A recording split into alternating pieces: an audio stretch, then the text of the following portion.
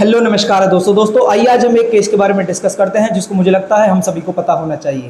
दोस्तों आज के समय पर फेक रेप केसेस की संख्या दिन पे दिन बढ़ती जा रही है। दोस्तों केस का नाम है नईम अहमद वर्सेस स्टेट 2023 का ये केस है।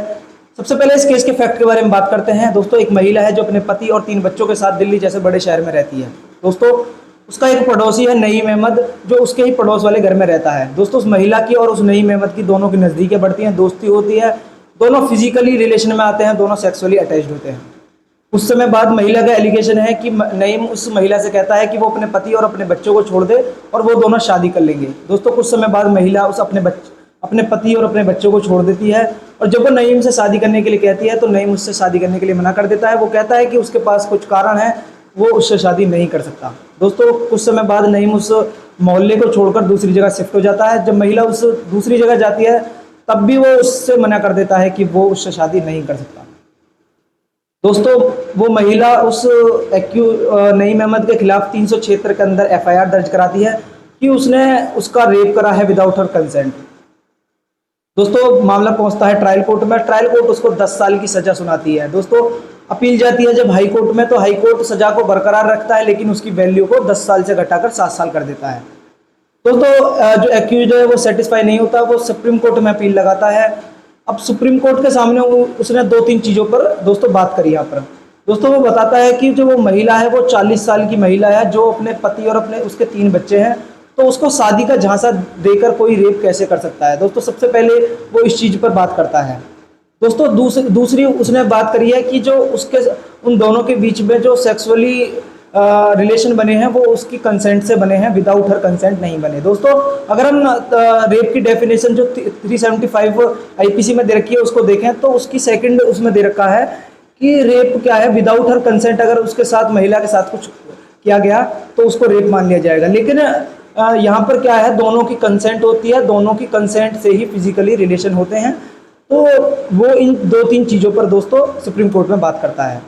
अब जब सुप्रीम कोर्ट ने इन चीज़ों को सुना तो जब सुप्रीम कोर्ट ने 375 में जो डिफाइन दे रखी है उस चीज़ को पढ़ा तो सुप्रीम कोर्ट का यहाँ पर दोस्तों निर्णय क्या था कि क्या है कि हमें अंतर करना चाहिए किस चीज़ में, कि कंसेंट्रल जो हमारी कंसेंट से रिलेशन बनने हैं या फिर रेप वाले, हमें इन दोनों चीज़ों में हमें अंतर पता होना चाहिए। तो सुप्रीम कोर्ट ने इन चीज़ों पर बात करी।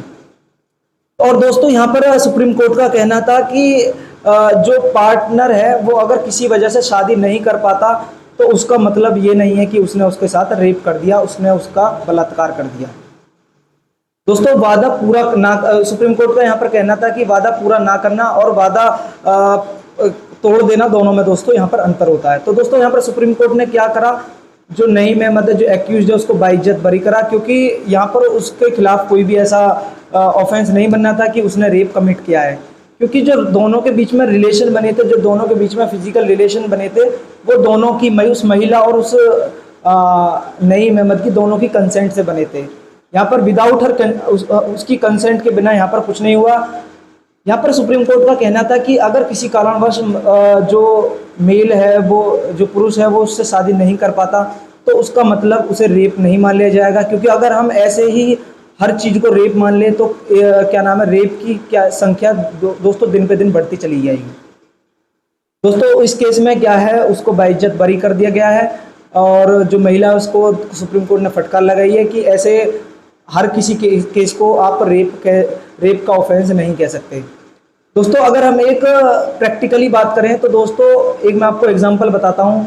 दोस्तों 2 पार्टी हैं A और B, उनके बीच में दोस्तों मान लो डिस्प्यूट क्या चल रहा है कि किसी प्रॉपर्टी को लेकर दोस्तों 2 पार्टी के बीच में डिस्प्यूट है।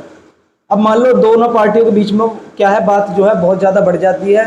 अब एक पार्टी क्या है दूसरी पार्टी के खिलाफ अपने ही किसी अपनी मान लो बेटी से या किसी से क्या है रेप का ऑफेंस का चार्ज लगवा देती है किसी दूसरे जो जिससे उसका प्रॉपर्टी का मामला चल रहा है।